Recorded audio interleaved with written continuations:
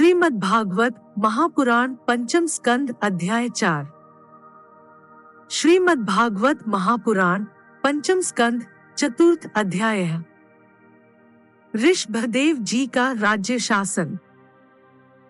श्री शुकदेव जी कहते हैं, राजन, नाभिनंदन के अंग जन से ही भगवान विष्णु के वज्रंकुश आदि चिन्हों से युक्त थे। समता, शांति, वैराग्य और ऐश्वर्य आदि महाविभूतियों के कारण उनका प्रभाव दिनोंदिन बढ़ता जाता था। यह देखकर मंत्री आदि प्रकृति वर्ग, प्रजा, ब्राह्मण और देवताओं की यह उत्कट अभिलाषा होने लगी कि ये ही पृथ्वी का शासन करें। उनके सुंदर और सुडौल शरीर, विपुल कीर्ति, तेज, बल, ऐश्वर्य, यश, पराक्रम और शूरवीरता आदि गुणों के कारण महाराज नाभि ने उनका नाम ऋषभ श्रेष्ठ रखा। एक बार भगवान इंद्र ने ईर्ष्यावश उनके राज्य में वर्षा नहीं की। तब योगेश्वर भगवान ऋषभ ने इंद्र की मूर्खता पर हंसते हुए अपनी योग माया के प्रभाव से अपने वर्ष अजनाभ खंड में खूब जल बरसाया। महाराज नाभि अपनी इच्छा के अनुसार श्रेष्ठ पुत्र पाकर अत्यंत आनंद मग्न हो गए और अपनी ही इच्छा से मनुष्य शरीर धारण करने वाले पुराण पुरुष श्रीहरि का सप्रेम लालन करते हुए उन्हीं के लीला विलास से मुग्ध होकर वत्स, तात, ऐसा गद्गदवाणी कहते हुए बड़ा सुख मानने लगे। जब उन्होंने देखा कि मंत्रिमंडल, नागरिक और राष्ट्र की जनता ऋषभदेव से बहुत प्रेम करती है, तो उन्होंने उन्हें धर्म मर्यादा की रक्षा के लिए राज्याभिषिक्त करके ब्राह्मणों की देखरेख में छोड़ दिया। आप अपनी पत्नी मेरु देवी के सहित बद्रिकाश्रम को चले गए। वहां अहिंसा वृत्ति से, जिससे किसी को उद्वेग न हो, ऐसी कौशलपूर्ण तपस्या और समाधि योग के द्वारा भगवान वासुदेव के नरनारायण रूप की आराधना करते हुए समय आने पर उन्हीं के स्वरूप में लीन हो गए। पांडुनंदन राजा नाभि के विषय में यह लौकिकता प्रसिद्ध है। राजर्षि नाभि के उदार कर्मों का आचरण दूसरा कौन पुरुष कर सकता है, जिनके शुद्ध कर्मों से संतुष्ट होकर साक्षात श्रीहरि उनके पुत्र हो गए थे। महाराज नाभि के समान ब्राह्मण भक्त भी कौन हो सकता है, जिनकी दक्षिणादि से संतुष्ट हुए ब्राह्मणों ने अपने मंत्र बल से उन्हें यज्ञशाला में साक्षात श्री विष्णु भगवान के दर्शन करा दिए। भगवान ऋषभदेव ने अपने देश अजनाभ खंड को कर्म भूमि मानकर लोक संग्रह के लिए कुछ काल गुरुकुल में वास किया। गुरुदेव को यथोचित दक्षिणा देकर गृहस्थ में प्रवेश करने के लिए उनकी आज्ञा ली।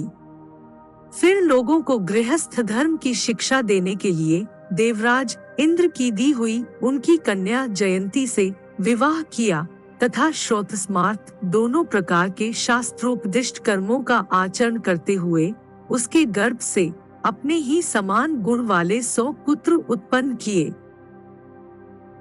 उनके महायोगी भरत जी सबसे बड़े और सबसे अधिक गुणवान थे। उन्हीं के नाम से लोग इस अजनाभ खंड को भारतवर्ष कहने लगे। उनसे छोटे कुशावर्त, इलावर्त, ब्रह्मावर्त, मलय, केतु, भद्रसेन, इंद्रस्पृक, विदर्भ और कीकट, ये 9 राजकुमार शेष 90 भाइयों से बड़े एवं श्रेष्ठ थे। उनसे छोटे कवि हरि, अंतरिक्ष, प्रबुद्ध, पिप्पलायन, आविर्होत्र, द्रमिल, चमस और करभाजन, ये 9 राजकुमार भावगत धर्म का प्रचार करने वाले बड़े भगवत भक्त थे। भगवान की महिमा से महिमान्वित और परम शांति से पूर्ण इनका पवित्र चरित्र हम नारद वसुदेव संवाद के प्रसंग से आगे एकादश स्कंध में कहेंगे।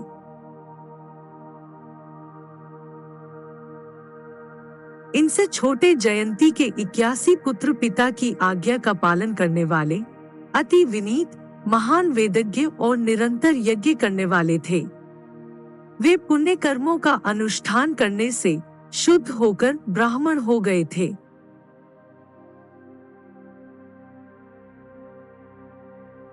भगवान ऋषभदेव यद्यपि परम स्वतंत्र होने के कारण स्वयं सर्वदा ही सब प्रकार की अनर्थ परंपरा से रहित केवल आनंदानुभव स्वरूप और साक्षात ईश्वर ही थे, तो भी अज्ञानियों के समान कर्म करते हुए उन्होंने काल के अनुसार प्राप्त धर्म का आचरण करके उसका तत्व न जानने वाले लोगों को उसकी शिक्षा दी। साथ ही सब शांत, सुहृद और कारुणिक रहकर धर्म, अर्थ, यश, संतान, भोग, सुख और मोक्ष का संग्रह करते हुए गृहस्थ आश्रम में लोगों को नियमित किया। महापुरुष जैसा जैसा आचरण करते हैं, दूसरे लोग उसी का अनुकरण करने लगते हैं।